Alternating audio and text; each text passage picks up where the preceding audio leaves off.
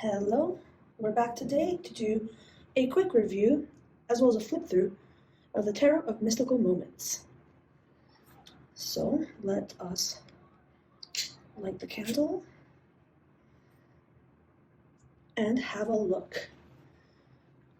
So this is by Katrin Wells Stein, and the front of the box has some silver framing the picture. It's produced by US Game Systems. The sides simply have the title of the tarot on them, and there's an introduction on the back with a couple example pictures. Now this is a really nice compact box that fits, that's just my hand there, oops, on it. And it fits the book and the cards just exactly in it. There are some thumb holes on the top part of the box, but honestly, it slides open so easily that you don't really need them. And then on the inside, you have the book, the title card, and the deck. There's no ribbon or anything to help pull out the deck. Here's a little glance at the intro card. And let's set this aside while we have a quick look at the book. This book has no pictures in it. And there's a little write-up in the beginning that introduces the artist and some of her process of creating the deck, and it jumps right into the card meanings. Each of the majors, as well as the minors, will have a little write-up of what's happening in the card, and then an upright and a reversed meaning.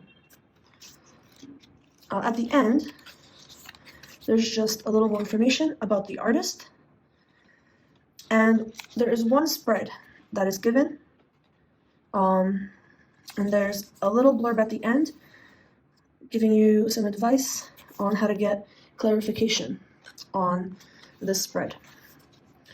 It's called Reading with the Tarot of Mystical Moments. I haven't personally tried out the spread, so I don't know how it works, and that's kind of the only picture we get in this book. It's actually not bad.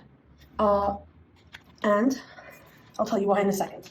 So let's grab the deck. This deck has traditional major and minor arcana, but there are 5 extra cards. There is a female version of the Emperor card, as well as the male version, and each of the kings have a male card and a female card. Now, initially, the deck was created with a female point of view, and the original cards were all the female versions, and the male ones were added later so that readers can have a choice of which ones to put in. I've tried reading using all of the cards in the deck to try and get clarification of people. For example, the core cards represent people in our lives, and I thought by leaving all of the cards in the deck, it might help me get a more clear idea of the person in question, or that's being represented. However, upon reading the descriptions in the little guidebook, I decided to pull out the extra cards because the meanings for them are the same across both genders, and there's just not enough kind of differences, I feel, to leave them all in for myself. Anyway, getting back to the review. The cards are larger than standard tarot, but they're not huge. I can still handle them really well. They are gilded in silver, that's shiny silver, but they weren't sticking together at all when I first opened the deck. This cardstock is glossy, I am here next to a window. But with this kind of size deck and the shiny gilding, I think the fact that they're glossy makes them easier to handle and shuffle, because they slide and kind of shuffle together very easily. I can do them both overhand and rifling, so I've been enjoying actually handling this deck. They're not too wide, so overall, really nice cardstock, really nice kind of extra touches. Oh, and the backs are gorgeous. So that is the cardstock. Let's get to the flip through.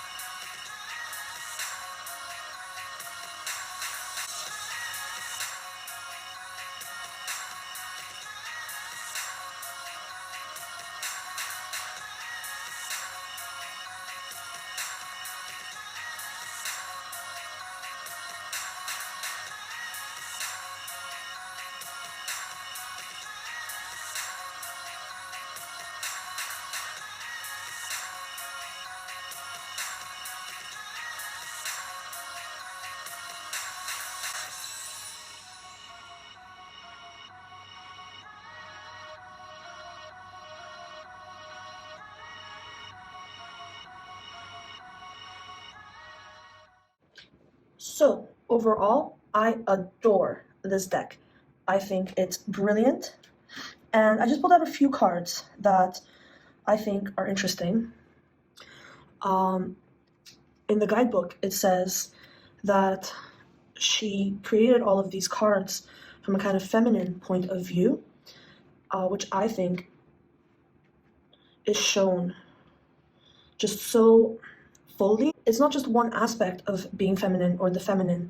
It kind of explores all the different areas. I found it interesting that in the Three of Swords, a male figure is represented, and that this Five of Swords has the male figure and the female figure. This figure has something missing, and she's kind of mended there. Here, playing the heart, this beautiful mer creatures couple represents the kind of more positive relationship between the masculine and feminine, whereas this one can be read as quite a shadowy card, I think, as well as this one.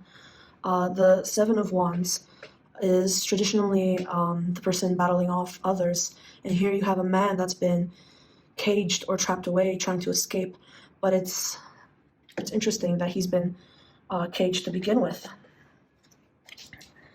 Here you have a female figure kind of controlling and commanding.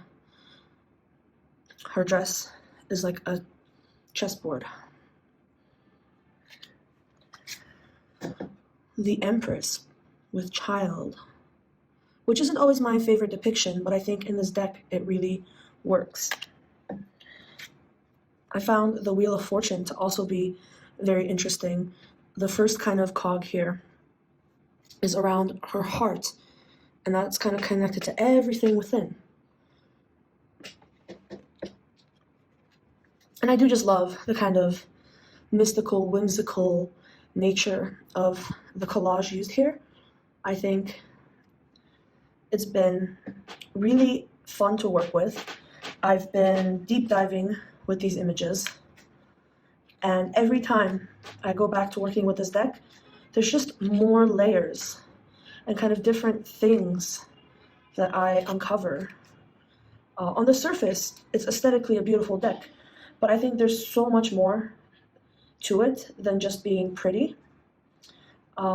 So if you like the images and you don't have it, I highly recommend it.